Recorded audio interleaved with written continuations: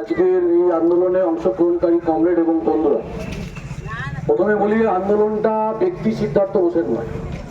সামগ্রিক দুর্গাপুরের এই ধর্মঘটে যারা লড়াইতে ছিলেন, এই লড়াই করতে গিয়ে অনেক কমরেড আক্রান্ত হয়েছেন, অনেক কমরেড রাস্তাতেও ছিলেন।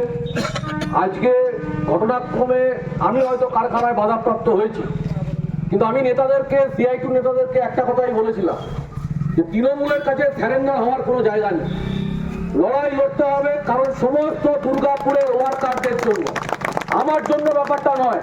কারণ দুর্গাপুরে অনেক ওয়ার্কার যারা হচ্ছে কারখানা থেকে ছাঁটাই হচ্ছে, বালাজি থেকে ছাঁটাই হচ্ছে, এখনো ছাঁটাই হচ্ছে, বিভিন্ন গ্রামে যারা হচ্ছে ছাঁটাই হয়ে বসে আছে, তাদের জন্য আন্দোলন করতে হবে।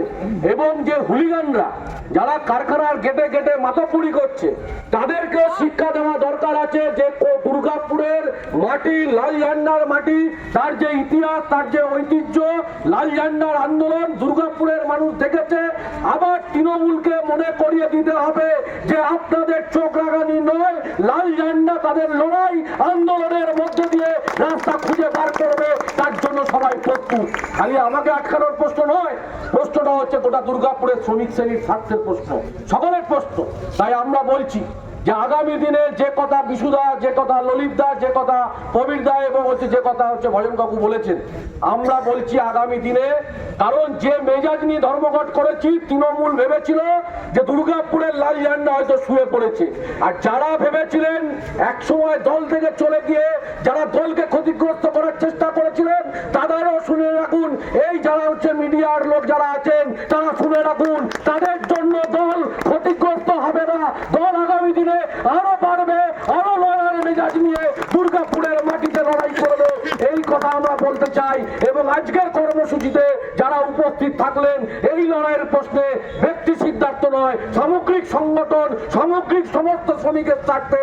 কারণ সুপার স্মেল্টার কারখানার সিআইটিউ ইউনিয়ন যারা করেন, তাদেরকেও ধমকানো চমকানো চলছে। আজকে বুঝে নিক যে খালি আজকে হচ্ছে তারা ওই গেট আটকে নয়, সামগ্রিকভাবে সিআইটিউ রাস্তায় আছে সমস্ত শ্রমিকের স্বার্থের জন্য। তাই আগামী দিনে লড়াই চলবে, লড়াই বাড়বে, রাস্তায় থেকেই আমরা লড়াই আদায়, আমাদের দাবি আমরা আদায় করে নেব। আমরা মনে করি সেই প্রশ্নে আপনারা প্রত্যেকেই সেই মেজাজ নিয়ে ফিরে যাবেন। তাই সকলকে আরেকবার এই আন্দোলনে অংশগ্রহণ করার জন্য অভিনন্দন, শুভেচ্ছা, ভালোবাসা জানিয়ে আগামীকাল কারখানার গেটে আমার মাথা উঁচু করেই ঢুকবো। আমরা সকলে মিলে, আমরা আমাদের শ্রমিক যারা আছে তারা মাথা উঁচু করেই ঢুকবে।